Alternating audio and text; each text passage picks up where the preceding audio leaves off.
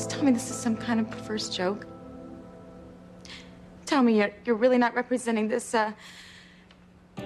crackpot, disgruntled, ex-Crane employee in some half-baked legal suit to extort money, Ethan. Your company has underestimated me for years, Mrs. Crane. Don't you do the same. I mean, this is crazy. No, crazy is allowing Crane Industries to rob me of my patent, make money off my idea for years. Crazy, I'm not. I don't believe this. I don't believe any of this. That's your problem. Fortunately for me, my attorney does. And my attorney, Mr. Winthrop, is going to make sure that I am reimbursed for every penny for my pain and suffering. Please. You just want to drive Crane Industries into the ground. That too.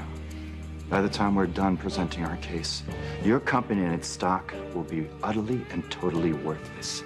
And that's why I hired the best. You can't do this, Ethan. If you destroy my company, you will destroy me.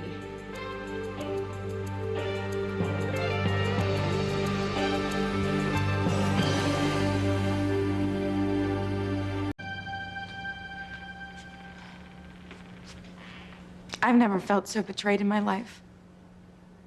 Now you know what it feels like, Mrs. Crane. I worked my tail off for years for Crane Industries. I was dedicated and loyal to the bone. And in return, I was treated like dirt. My idea stolen right out from underneath me.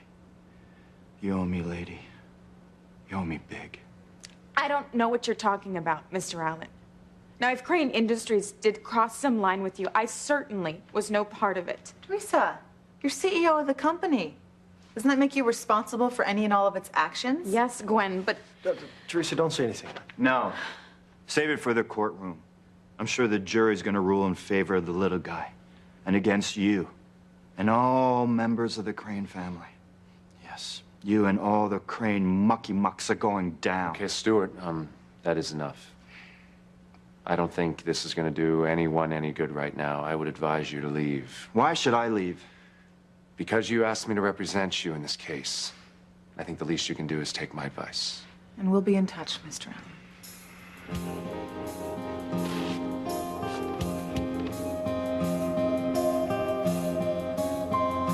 Well, he's gone, Ethan. So now you can tell me what on earth possessed you to take that man's case? A man who wants to destroy me and my company? Oh, please.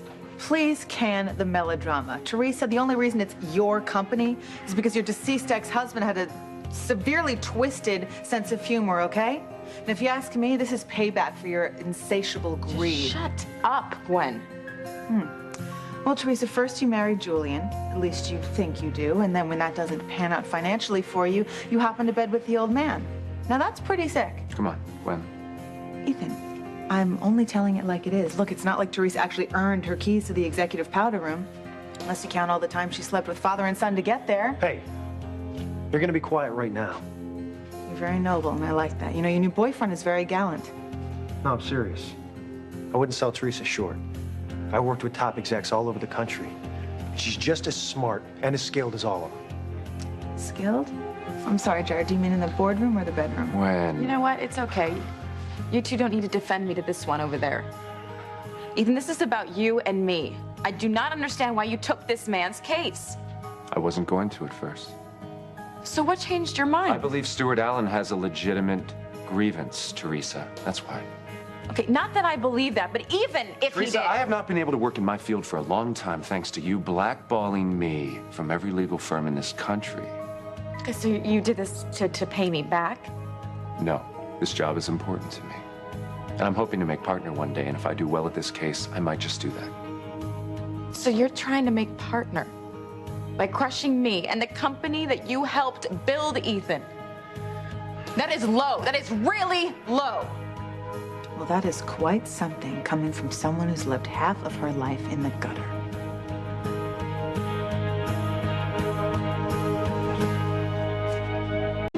This isn't like you, Ethan. To go after me like this. Teresa, you've had this coming for years. This and a hell of a lot more.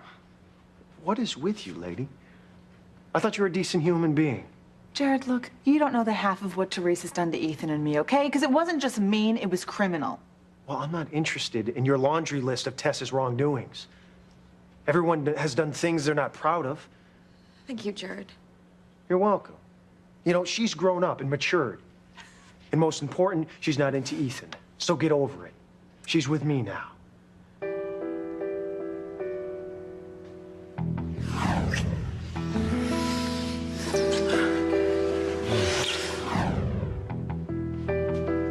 Come on, let's go. Wait, you're gonna walk away?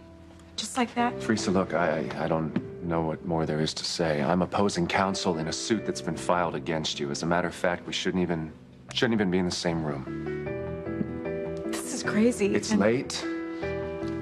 You're right, let's just go back to our room, okay? But I am very, very proud of you for doing the right thing. This isn't the right thing. This is as wrong-headed as anything that I've ever heard a matter of opinion, Why don't Teresa. you answer just one question for me, Ethan? When exactly did you decide to take this case? What difference does that make? Today. What time today? Before or after you came to the inn? What are you this is completely irrelevant. Come on. Let me guess. You decided to take the case after you saw Jared and me making love. Is that true?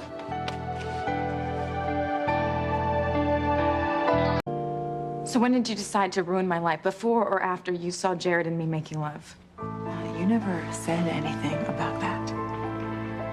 He came to the door of our room by accident. That's what he claimed. Well, Ethan? Teresa, it's a ridiculous accusation. It's got no bearing on anything. Why don't you answer the question? Fine. I'll answer your question. If you insist, though I don't know why it matters, yes, I made up my mind after I saw you and Jared. I knew it. You took this case because you're so jealous that I'm with Jared now.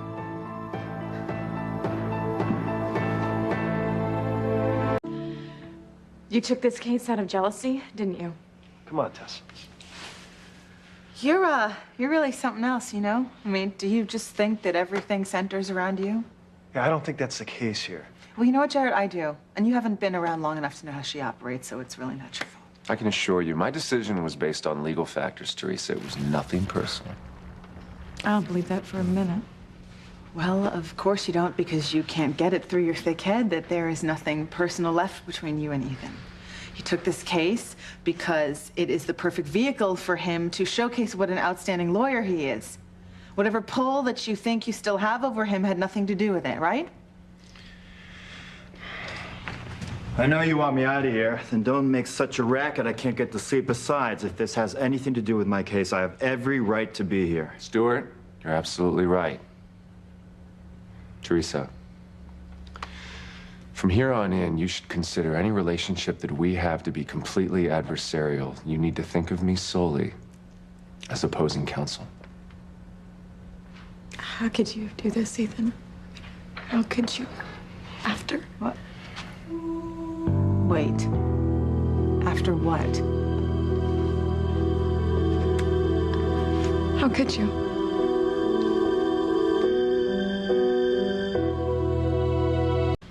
Look, Stuart, it's very late. I know, but I'd like to know the strategy you're going to use on my case. I understand, but to be honest, I haven't had a hell of a lot of time to think about it up until now. But as soon as I have a game plan, I will let you know. See that you do.